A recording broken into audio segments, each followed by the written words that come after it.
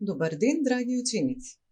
Добре дојдовте на часот по ликовно образование во училницата на Едуино, со мене Викторија Чаловска, оделински наставник во Основното училиште Јан Амос Комински, Скопје. На денешниот час ќе поразговараме за линијата и настанувањето на текстурата. Цели на овој час се да се оспособувате да применувате и комбинирате различни видови линии: легната, исправена, коса, брановидна, затворена, отворена, долга, куса, дебела, тенка, и да воочувате и представувате различни површини по текстура: тврда, мека, рапава, мазна. Од прибори материјал за работа за овој час ќе ви бидат потребни: листови од блок, молив, боичка или фломастер, пастелни бои, кора од дрво, лист од тетрадка. Вие веќе сте запознаени со линијата како ликовен елемент.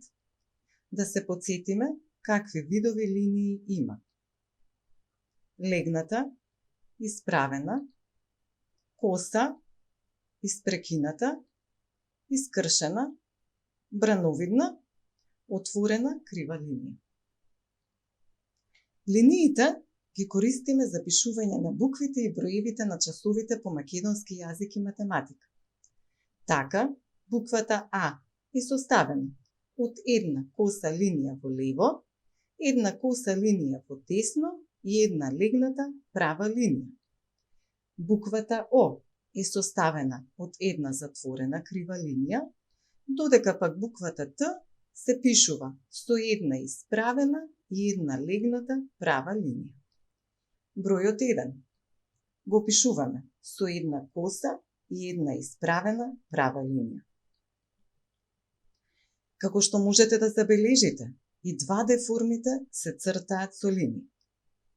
Во ликовното образование, линиите ги користиме при создавањето на секоја творба, бидејќи линијата е основно средство во ликовното изразување. Сега, обидете се во вашите блокчиња да нацртате по ваш сопствен избор различни линии. Може да користите прави, коси, отворени, затворени, брановидни линии.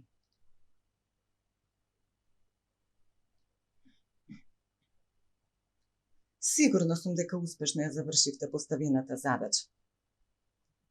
Сега да поразговараме за површината на предметите што се наоѓаат околу нас.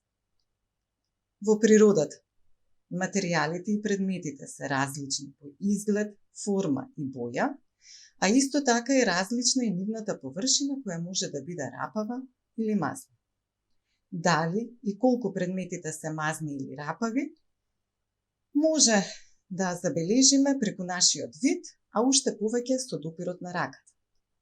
Овој вид разлика на површината на предметите се нарекува текстура.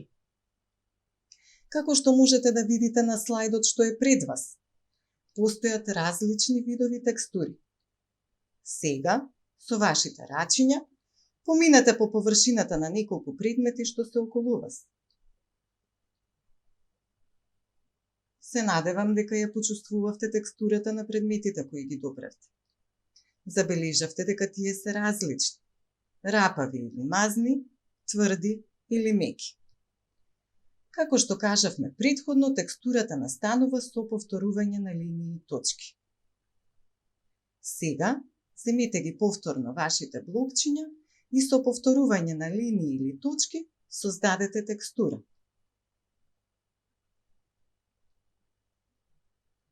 Бидејќи и ова успешно го завршивте, сега сте подготвени да нацртате цртаж со користење на линија и текстура.